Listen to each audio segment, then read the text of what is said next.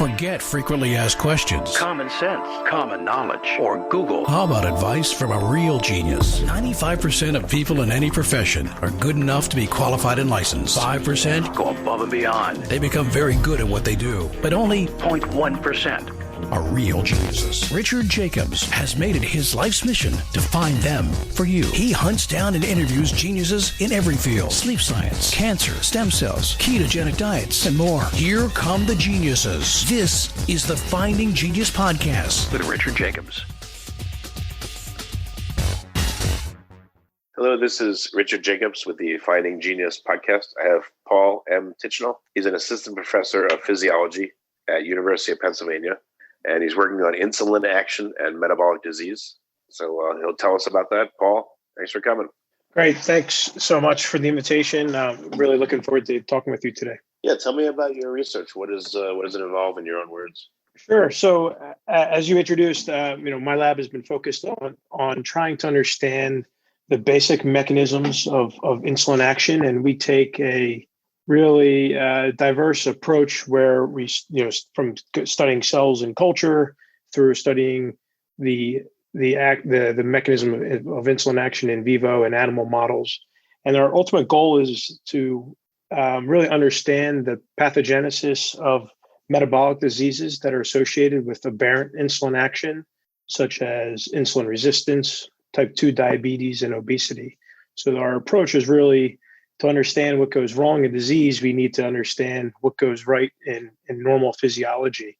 And so what we really try to do is to understand and map the signal transduction pathways that insulin uses to coordinate metabolism. And we're particularly focused in really two areas, one being the liver. And the liver does a lot of really important things for homeostatic regulation in the body, and that is to make sugar or to undergo through a process called hepatic glucose production, and also to make and store lipids. And under normal physiologic conditions, insulin very quickly and potently inhibits glucose production from the liver. And that makes sense if you think about when insulin is released. You just had a meal, you have plenty of sugar in your bloodstream, and insulin, your beta cells, your pancreas respond to make insulin, and that quickly shuts off the liver's glucose production mechanism and really goes to a glucose storage mechanism. That process goes awry in type 2 diabetes, which we could talk about. So we try to understand really from normal physiologic context, how does insulin exactly do that?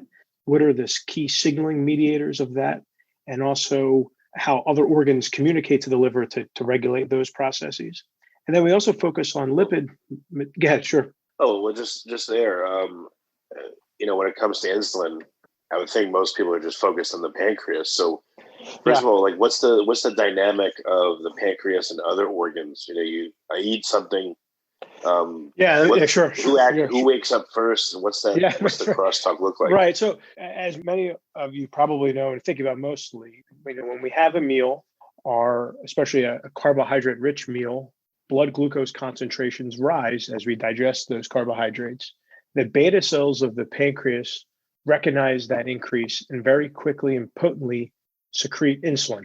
And the primary role of the beta cells to do that is to then stimulate the disappearance of glucose from the bloodstream, primarily into the skeletal muscle. So it stimulates glucose uptake in the muscle and to some extent also in the fat cells. And so that's what you think of when you typically think you have a meal, insulin's come out, and that fuel now gets put into those metabolic tissues. What some people really don't think about as much, but it's a key biological mechanism for how insulin works, is that it also, in addition to stimulating glucose uptake in those peripheral tissues, such as the muscle and fat, as I just mentioned, it also tells the liver to stop making glucose. And the liver makes a lot of glucose during fasting conditions. And for instance, when you're sleeping, your body needs a constant supply of glucose, in particular your brain, to function. And your liver does the heavy lifting there. So when you're fasting or in between meals, your liver produces glucose to fuel the metabolic demands of the body. And when you eat, now that you have abundant glucose available, insulin has to suppress the liver's ability to make glucose because you don't want overproduction. And then it also stimulates, as I just mentioned, glucose disposal by the skeletal muscle and the fat cells. All right, so let's take this apart a little bit. So Sure. the higher background insulin I have, the harder it is for the liver to convert glycogen into glucose. Yeah. Along those, so the higher insulin you have, it does a couple of things. So if you have high insulin, but your glucose levels are maintained, you're can be considered with this condition called insulin resistant, meaning you need more insulin, and your beta cells need to produce more insulin to maintain the same amount of glucose or glycemia as you typically would have on their homeostatic conditions. And your beta cells are doing that because they're responding to that insulin resistance, and they're producing more of the hormone to maintain, normal blood glucose levels. When that mechanism fails and your beta cells become exhausted and you have insulin resistance for quite a long time, you have frank diabetes. Now you have sort of high blood sugar. Those early stages, that insulin resistant stage, also associated with sort of pre-diabetes, is these conditions where your blood sugar is actually maintained, but you have much more insulin than you typically should because you're trying to control that blood glucose level to maintain euglycemia. And the beta cells work extra hard to do that. And these other tissues are becoming resistant to that insulin. And that's what we, in my lab, we try to understand is why does the liver, why does the muscle, why does the fat cell become resistant to insulin under those conditions? Why does your beta cell need to work harder?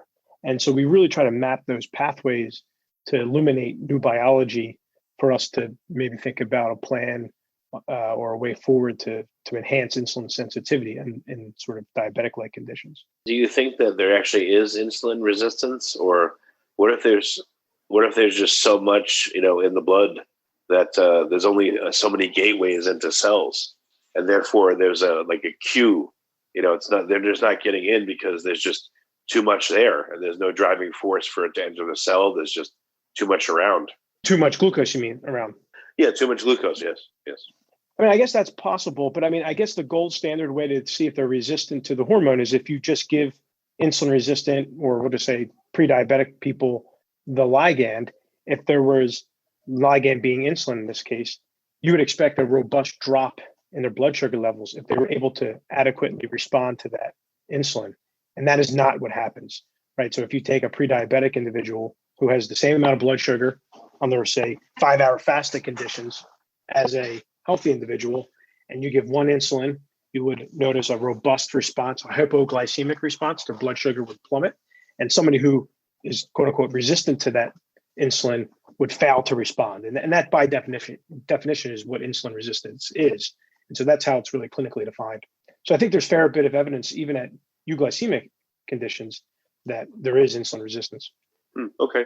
Yeah, I just wonder if there's some other mechanism to it. But the insulin, when you have insulin secreted by the beta cells, it has to enter into the proper cells that are that have glucose around them and glucose in them. How is it determined to enter into any particular cell? So glucose enters in the cell. Insulin does not enter in cells. So insulin will bind to what is called the insulin receptor, and that is a receptor tyrosine kinase that sticks on the outside of a cell to then bind to the insulin peptide and then transmit some signaling cascade to stimulate its response. Glucose is a little bit different. The skeletal muscle and the adipocyte express a particular transporter of glucose called glucose transporter 4, which is a unique transporter in that under resting conditions or non-insulin conditions is sequestered inside a cell. And then upon insulin activation on that cell through that receptor, as I just mentioned, there's this translocation of that transporter from the cytoplasm to the plasma membrane to facilitate glucose uptake into a cell. And so that mechanism I just described is known to be abnormal or defective in muscle and fat from type 2 diabetics. So they have this translocation defect in the glucose transporter because they have some degree of resistance to insulin. The liver is a little bit unique. The liver does not express GLUT4. It expresses a different flavor of glucose transporter that is constitutively at the plasma membrane. And so the amount of glucose that comes in is really not dependent on insulin per se. Insulin suppresses glucose production, stimulates glycogen production, as you mentioned, through different mechanisms that we can talk about.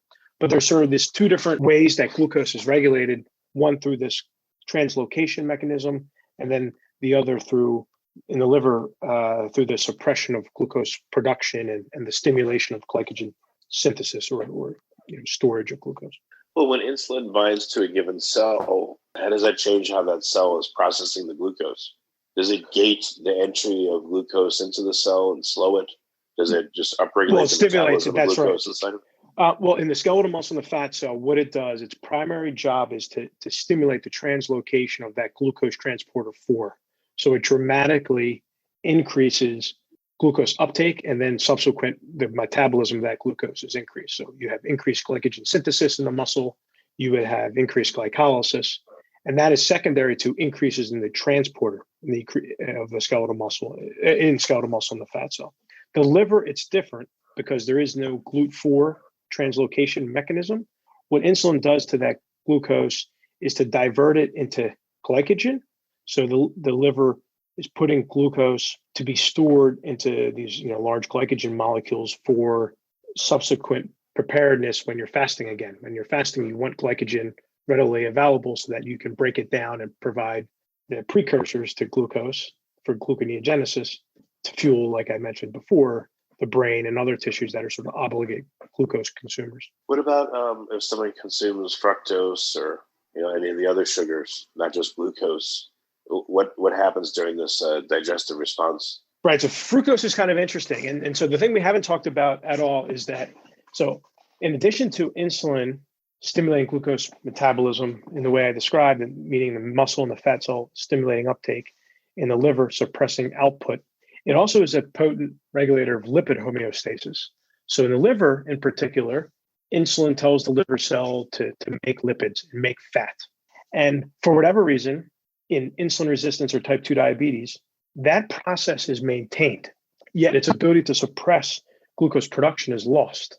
So you have this really pathological complication where part of the effects of insulin are maintained, but part are sort of abnormal. And it's this vicious cycle when you're making more lipids and you're stimulating more glucose production in the face of high insulin. And that's a huge problem because that can lead to obviously obesity and a disorder that we're interested in called non-alcoholic fatty liver disease that is closely associated with insulin resistance. So I tell you that because of fructose metabolism. A lot of people are now thinking about fructose metabolism is a potent activator of lipid synthesis in liver.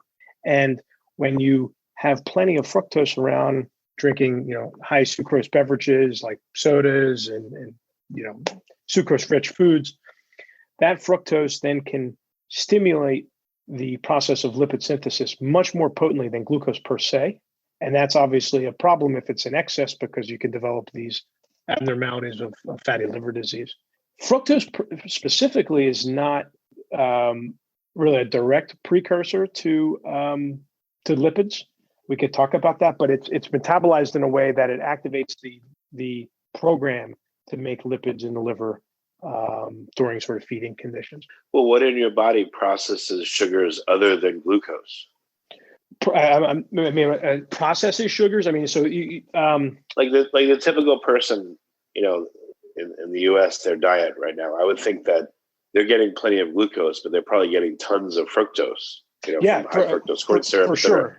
Yeah. So what metabolically, how does that break down, and what enzymes and stuff handle fructose metabolism, and does that compete with glucose metabolism? Like, how does that all interact? Right. So certain cells have. Yeah, so it eventually feeds into the glycolysis pathway.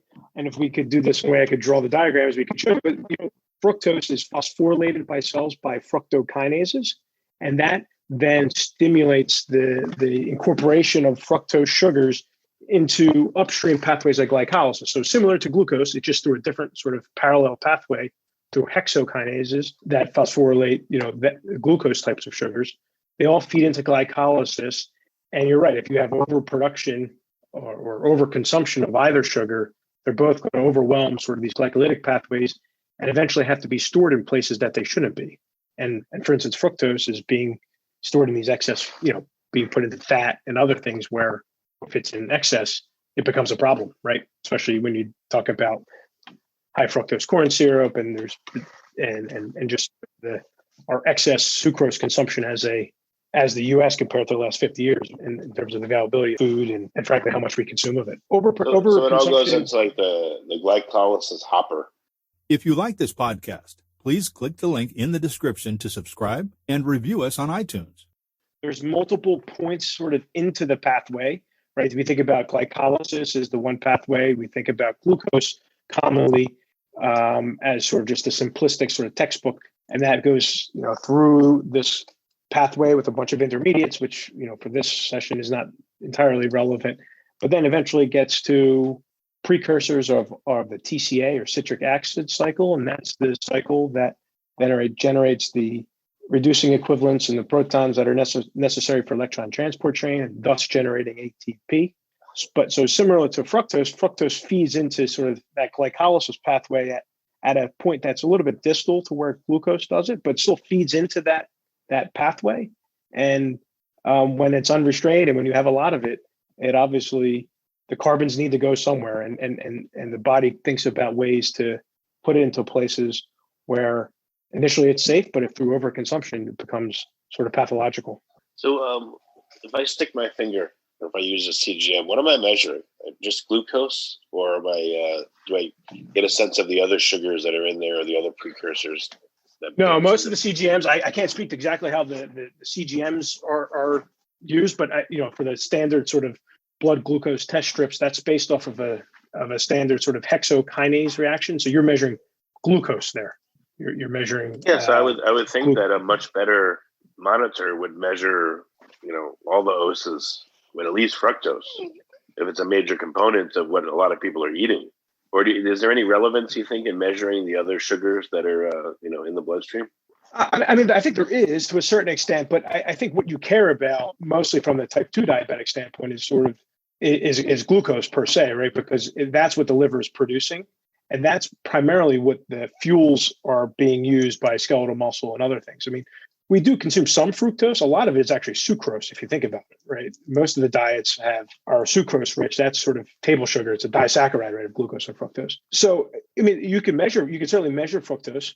A lot of it's going to be actually not measurable because the gut, if you take it under normal concentrations, most of it gets metabolized by your gut. And it's only if you drink, I don't know exactly how much it is, but at a certain threshold where you actually spill over from the gut and into the liver, until the liver sees it. So there's not much of it that gets then past the liver, right? The liver is going to do a heck of a job clearing all that fructose as you go through first pass metabolism.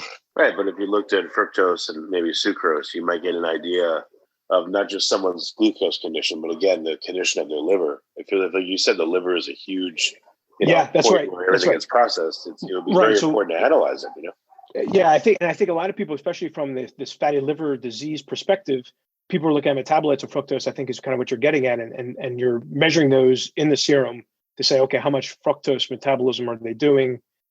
Where is it being metabolized to? Is it in excess? And is it promoting lipid synthesis, which is obviously a complication of of the type 2 diabetes syndrome.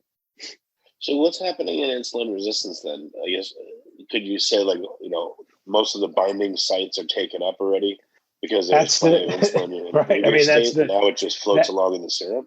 That's the $1 billion question, right? I mean, people have been working on it for quite a long time. Frankly, we don't have the answer.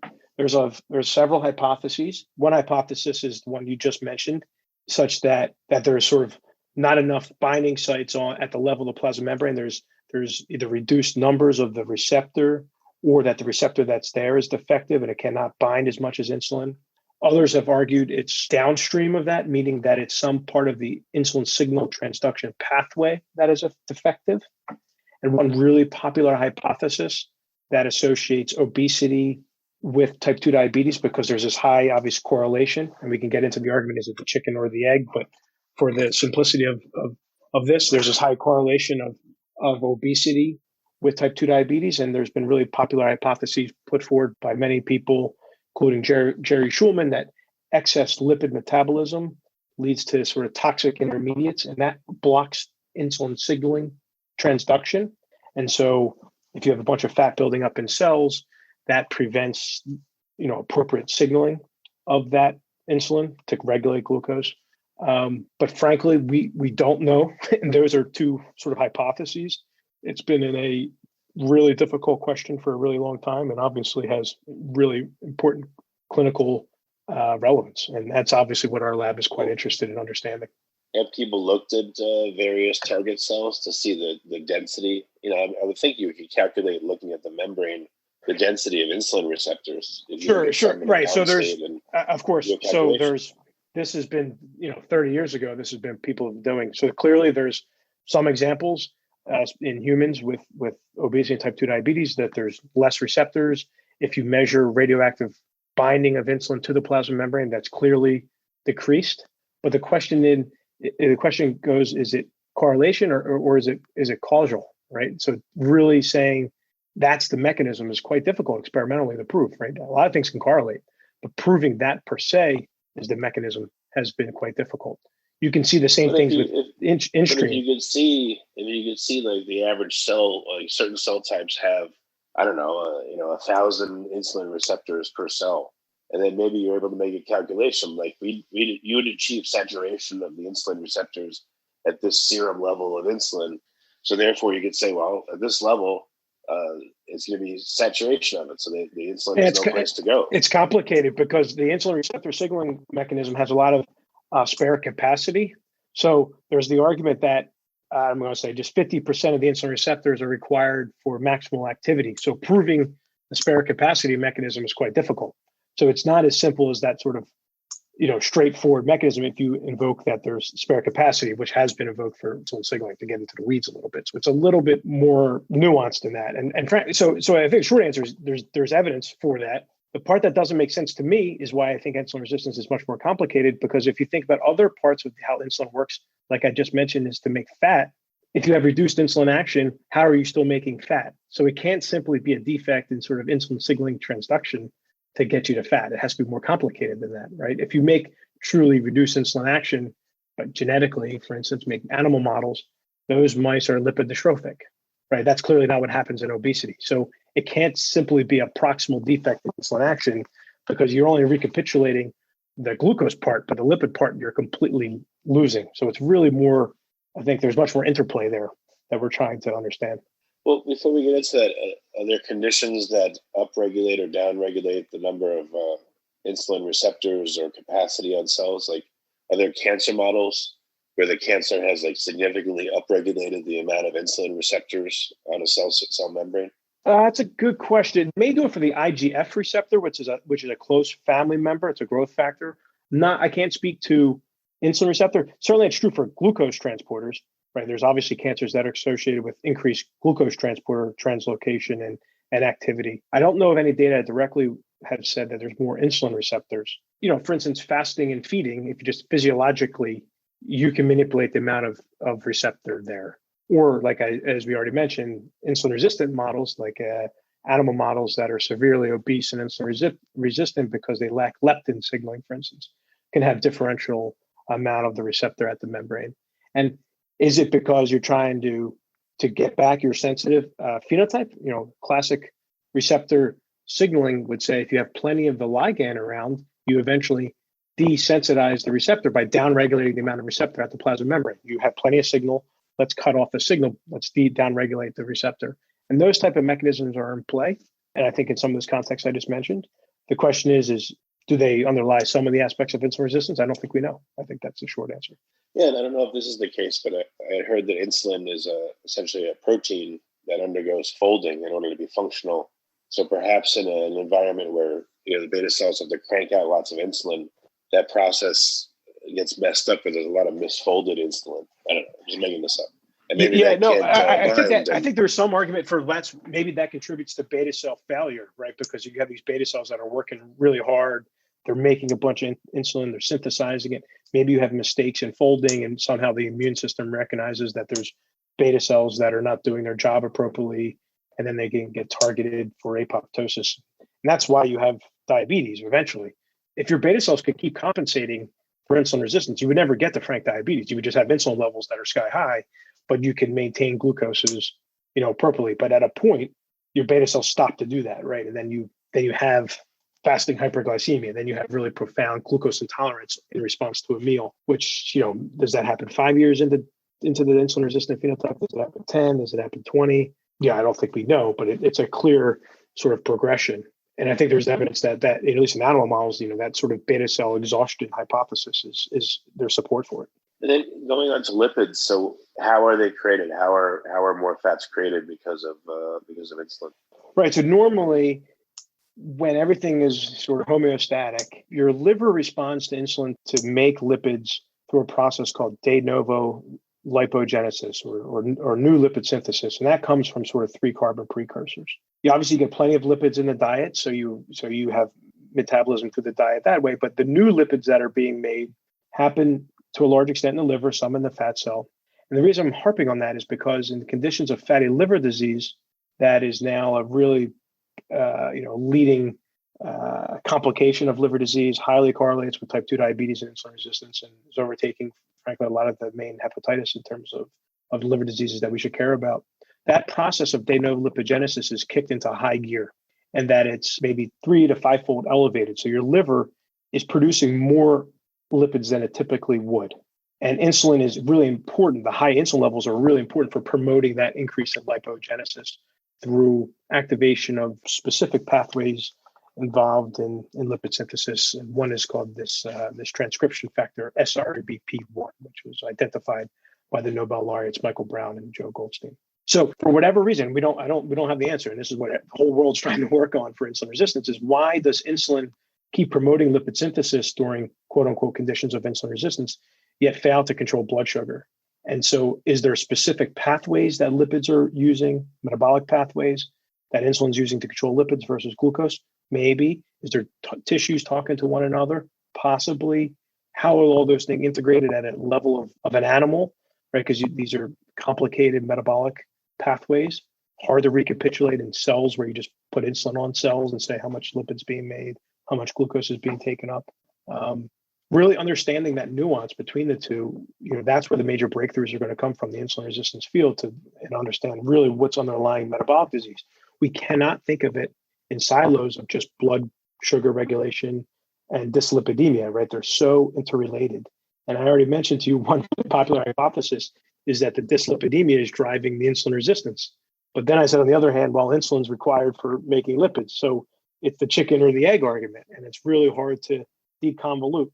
And what we try to do in the lab is just go in and make specific perturbations and as sort of minimalistic as we can to try to parse out the pathways.